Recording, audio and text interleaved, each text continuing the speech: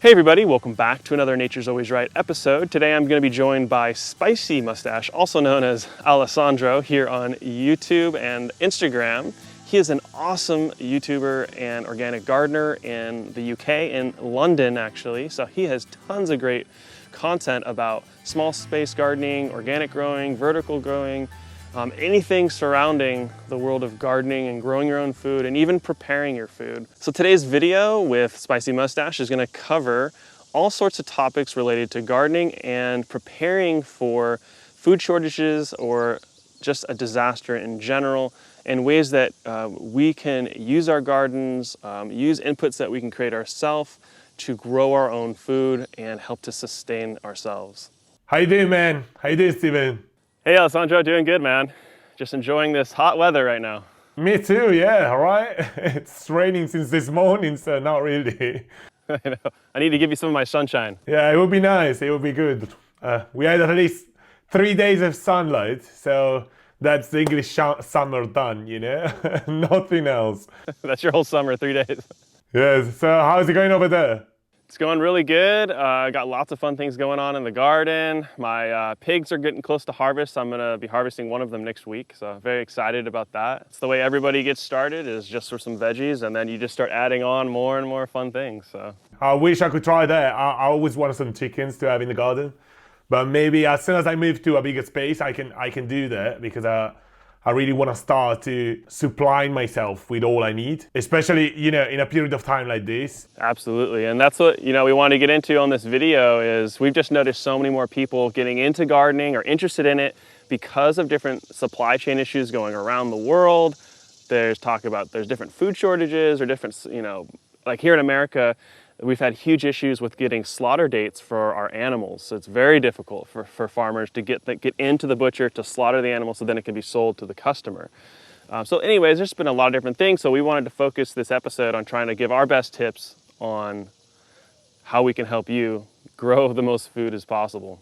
Especially, like, I think in urban environment, they're kind of, you know, underestimating what's going on. In my opinion, when they start announcing something like this on major TV channels or, you know, major communication service, it's something that, you know, it's happening. Like, we are totally in it, you know. So it's happening all around us. It's better to start now, be ready, you know. And it doesn't take much, you know. Yeah, you can just start small and slowly, as you say, you know, add up more and more things.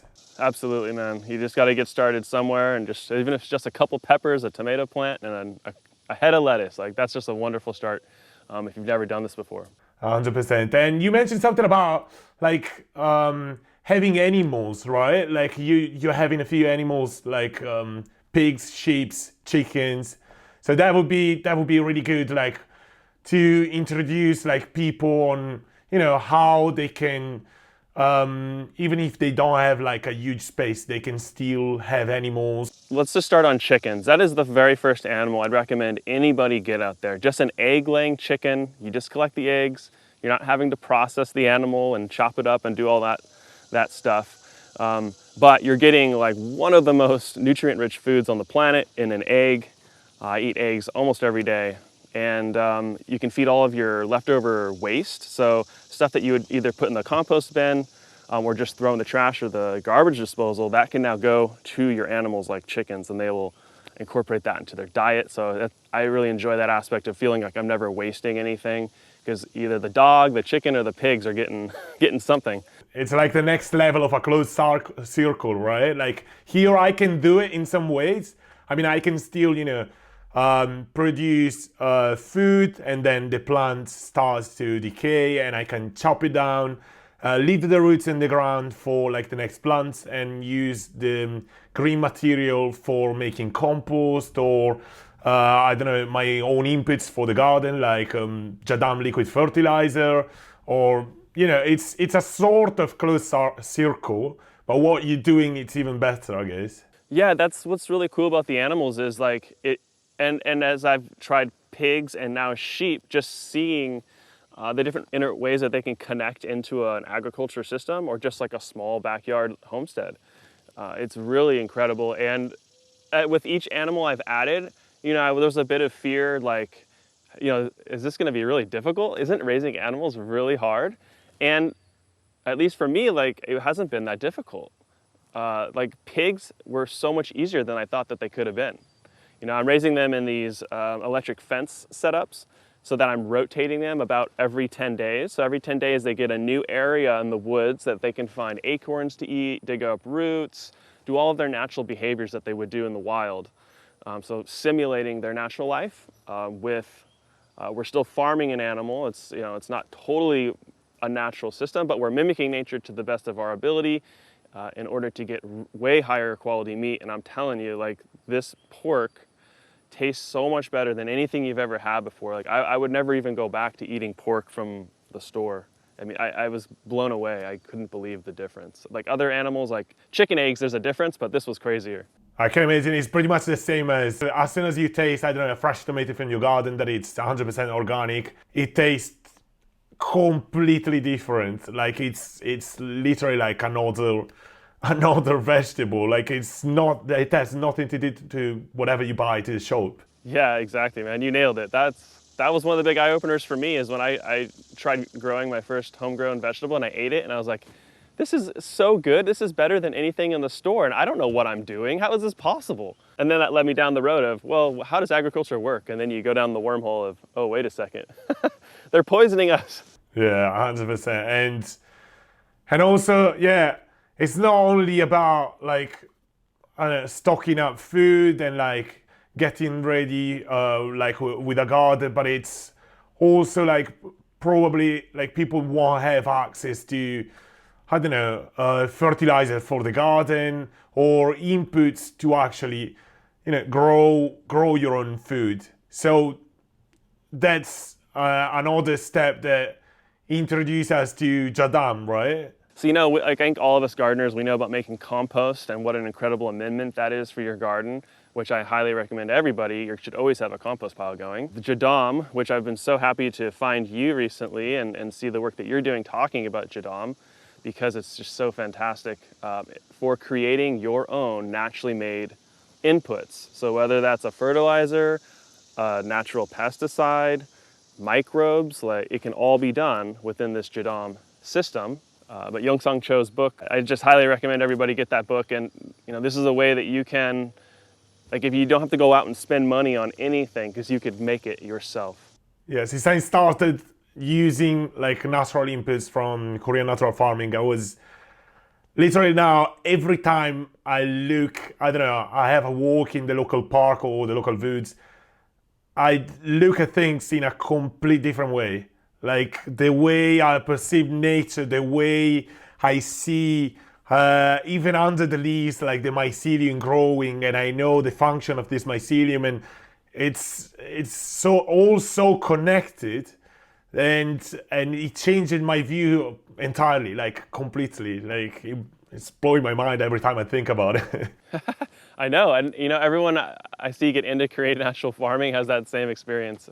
It's just really incredible. You start looking at everything around you as, hey, could I use that to feed my plants or to, grow out more microbes? So it's pretty neat. And I know that both of us have done content on our channels about Korean natural farming and JADAM if you guys want to learn more about that. But the book is like, a huge place to start. Yeah, as you said, like those 2 books are like, three or 4 books actually. They are like the holy Bible of like gardening, getting introduced into this Korean natural farming and starting creating your own inputs and with what's cheap and like available around you. You don't need to go far away from like your location. You don't need to use any sort of chemical. It's just everything around you could be used in the garden and to, grow your own food. It's an incredible system that the Cho family's created.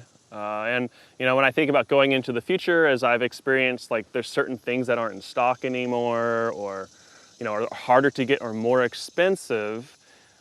I want other people to lean on Korean natural farming and JADAM methods of farming more because it's already available to us. You don't have to buy in all this expensive stuff when you can make it yourself. So That's one of the most powerful things about it, and that Young-Sung Cho, the creator of JADAM, really stresses is that we want to put the power and the sovereignty of farmers back into their own hands, so they control everything. They're not reliant on the chemical companies and all this crazy stuff that puts them in debt. And the cool thing, I think, even like for people living in a city like I am, you can source all you need to start growing your own food without having to buy fertilizer or having to buy amendments for the soil. You can source everything that you need like around your area. Yeah, I want to emphasize to people that you can really start with like nothing, just one little 4x4 foot raised bed box in your backyard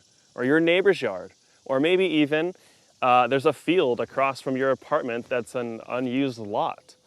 I even think it's a good idea, you know, when your rains are happening in like the spring, I don't know if you get rain then, but you could just throw seeds out there or put transplants out there and let them go crazy. Like I think of putting out like a sweet potato, you know, let it eye out and put out some leaves, and then bury sweet potato out in some unused lot near your house. Those things will go crazy and create so much food for you. And then it'll keep coming back every year. So I like the idea of even using unused spaces. What I'm trying to do right now, it's so like in UK, lots of front yards are just left without, like unused, like without doing anything. You know, most of the times like they just drop rubbish or unused things like in the front that they don't even touch it. So what I did, I transformed my front yard into a vegetable garden with raised beds. And every Sunday, I'm giving away some free vegetables to all my neighbors, and also I stay there. I sit down for like 2 to 3 hours in the morning, and I'm available to answer any questions. So if anyone wants to start it, if anyone wants to do something similar, even smaller, you know, like I'm there and I'm trying to, you know, to push people to do the same, even if they plant, like if they have like a few pots in the front yard, it's already something, you know, it's already like a start. So I'm trying, yeah, to do something like that and see, like already a few of my neighbors planted some tomatoes and a few other things. So yeah, even if it's just 1 or 2 neighbors, it's already like a step forward, you know.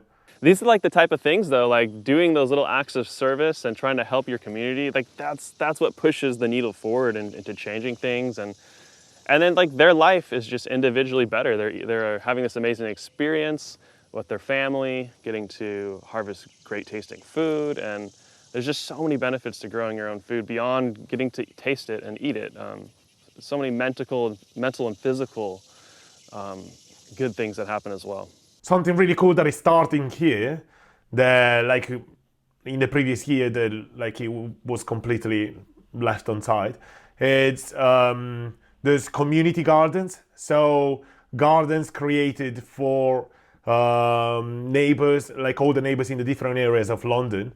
It's a chance to teach people and show them how relaxing it is, how good is the harvest that you can get. And sometimes even like, you know, how low effort you need to actually make some of the food, you know, because some plants, like, I don't know, like chard, for example, you just plant it there and it grows. You don't need to do much. Or nasturtium or different kind of plants, you know.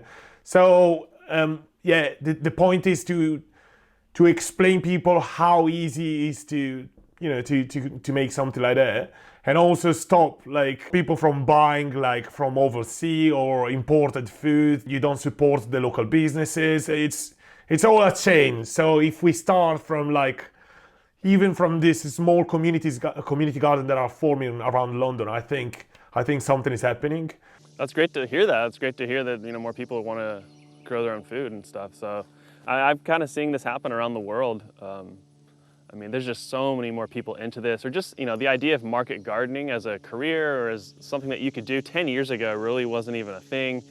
Also, what else would you recommend, like for people like, I don't know, getting ready for a potential like food shortage or? So one thing that I'm lacking in knowledge on that I'm really trying to learn about right now is food storage. So like canning, pickling, fermenting. making more out of your harvest. Because a lot of times, like, let's just say a squash plant, all you gardeners out there know, just one plant will produce enough squash for your family. So if you've got a few of those things going, you know, what can I do with all that so that I can eat that later on in the future? You know, talking to some of the local people in my area, being from this very country area, all the people in the elderly people, they grew up canning with their grandma or mom all throughout the summer to eat food in the winter. So that's a tradition that I think has been lost here in America for sure. But it's something we need to get back to doing more, is like, you know, how can we make this food last? You know, if I grew 100 pounds of tomatoes in a season, my family can't eat all that. So either I can give it away to neighbors, which is fantastic as well, but preserving it I think is so huge. And just going into the future, you should also have a store of food for any type of emergency. So those freeze-dried products that are like, they last 25 years or more, I would have at least 3 months worth of food. Just in general, every individual or family should have that, I think. Yeah, I think canning and preserving is definitely something that, like, it's a bit lacking in this society lately. I started as well to rediscover it through the fermentation. You add up probiotics and many other things that are really, really good for your immune system. So that's another reason why people, other than just, you know, stocking up, they should do it. And lately I bought a vacuum sealer, so I can, you know, store some of the dry food, because I dehydrate loads of things. And also, yeah, I'm really into fermentation of like a few things, but as you said, I need to get into it a bit better to learn, like, for example, like my grandma used to do, to have like an underground place, like a storage room full of, you know, jars and with like different kind of food canned and ready to eat. Yeah, that's the dream, right? If we all have our own root cellar, just packed with stuff. Now that would be amazing. So another tip for growing food in a small scale, other than just the classic, you know, vertical gardening, what else could be recommended to people, like to maximize their harvest, even if they have a small space? Well, definitely interplanting. I mean, it's probably the biggest, most useful technique I've ever experienced with gardening when it comes to your planting. And it's how I was able to make a lot more money on a small piece of property by doing this. So you want to think about your plants, not just how wide they spread out, but also how tall they spread out. So things like tomatoes and cucumbers grow really tall, right? Especially if you're pruning them. Underneath them, there's a whole lot of sunlight energy that's hitting down below. That's just being lost. It's either going and hitting your soil, drying out your soil, which is a good reason to use mulch, a straw mulch or wood chip mulch on top to increase the moisture retention.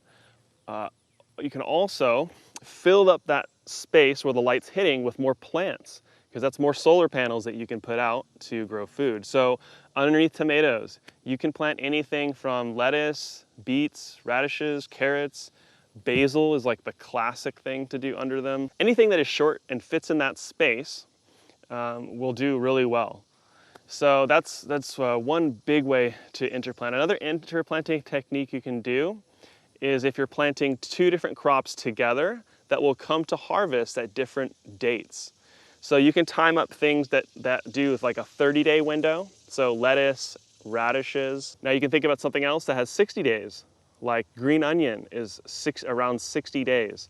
And you can time things out like that. So you could plant like radish, green onion, radish. Those radishes will get harvested in those first 30 days. Those green onions have another 30 days to go. Those radishes come out, you put in one more 30-day, like a lettuce. The lettuces go for 30 days, and now you're at 60 days total for the lettuce, the green onion, and the lettuce, and now you harvest that whole bed in one moment, and now you can replant again the whole bed and it's all done. So like doing this gives you a very quick turnover of crops, more diversity, and then just more yield overall in the same amount of time.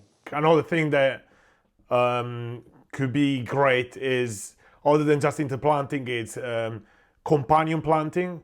So what I mean is like planting something that it's not only it's not only that can fit under like a tall plant or in between main crops, but also I don't know, an example like lettuce and spring onions. I noticed that the flavor changes, or like you mentioned, basil and tomato. Basil could potentially, along with marigolds, could help the tomato plants to protect it from hornworms or harmful nematodes, or other than improving the flavor, they kind of offer a sort of protection to the plant, so you can sort of doing like natural pest control of your garden if you plant your plants strategically. Yeah, you'll just notice too when you plant a diverse amount of things in your beds or nearby, you'll like check out the bugs that live on those different plants and see what bugs really are attracted to those. There's certain plants out here like okra and this one plant called mallow. We grew those in our garden beds. These Japanese beetles, they're a really bad pest here. They went straight after those plants and they didn't touch anything else. So just becoming more and more aware of those things as a gardener, being very observant is going to really help you as you grow in your gardening skills. We do the same thing with nasturtium here. We plant them in corners of the garden, or we interplant it. Like I do it sometimes with like tomatoes and peppers, or with courgettes and a few other plants. So I plant it in the corners of the raised bed, so it attracts all the black and green flies and it shields all my main crops. And so that plant is gonna be filled up with pests, but like my actual vegetable, they're gonna be safe. So yeah, that's another great way to use plants as sort of sacrificial plants, and you save all your main crops in the garden. But also, other than intercropping or vertical gardening or companion planting, for people that they don't have like ground, like in my garden I don't have any space with open ground. I've got like just concrete like on the floor. So what I do, I use loads of raised beds, but grow bags, it's another amazing way to grow food. Because I noticed that over there you got some potatoes in grow bags. I do, and I love grow bags. That's something I started doing 2 years ago. Even for my urban plot, I experimented like, can I get my costs back if I put these bags out, grow peppers and some other, various vegetables? Can I sell those and then pay off my investment and make money? And I was actually able to do that with grow bags, so it even was profitable on a small scale. But for potatoes, they're awesome. They just work so good. It's so easy. I love that on a grow bag, you can move it somewhere else. Like if it needs more sun or less sun, no matter what you're growing, you can adjust the growing environment. And for potatoes, I think that's just such a good crop. Thinking about potential future situations, is that it has a lot of calories versus some leafy greens like a lettuce. So trying to focus on foods that have that are more calorie dense is really good. And potatoes, from one potato, it puts off another 12, something like that, potatoes around it. So it's really you get a great volume of food for not very much space. And grow bags, you can do. I tried almost anything. I'd say I'd use a grow bag for basically anything other than like tomatoes and cucumbers. I found that they just really do better in a larger raised bed or the ground. You can definitely do the tall tomatoes and stuff in grow bags. Maybe do a bigger grow bag, the larger size, and they'll do better. Oh yeah, I did the same with a few crops of first early, like not long ago. I harvested like purple potatoes.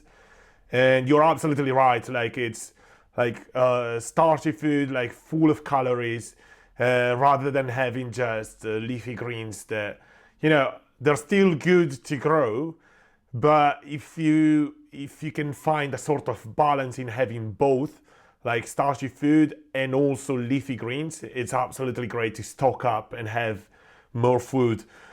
But another thing that I wanted to discuss was about like water, like collecting, for example, rainwater to be used in the garden, or what about collecting rainwater to filter it and then use it like daily for drinking, for example? Yeah, I mean, if you're able to collect rainwater, that's huge. That's something that I'm trying to figure out how to set up on my property.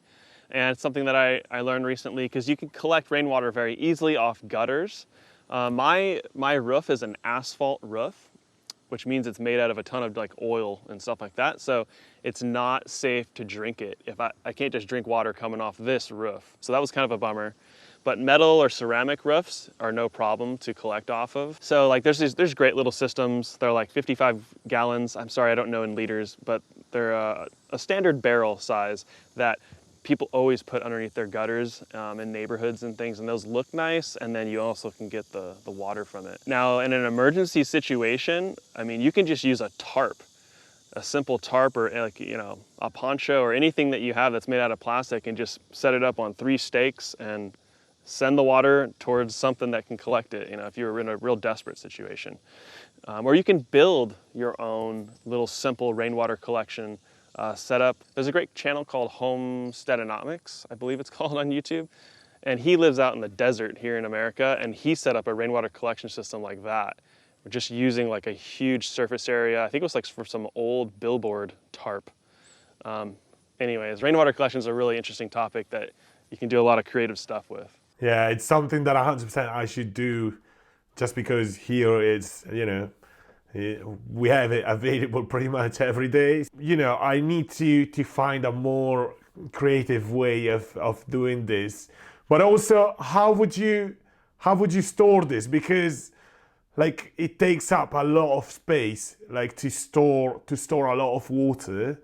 And so yeah, so that's another, you know, that's another point that needs to be, you know, analyzed a bit, because it's a bit hard to store such A large amount of water. Well, I mean, the best solutions that I've really seen out there that are affordable is using the 55-gallon drums or something called an IBC tote.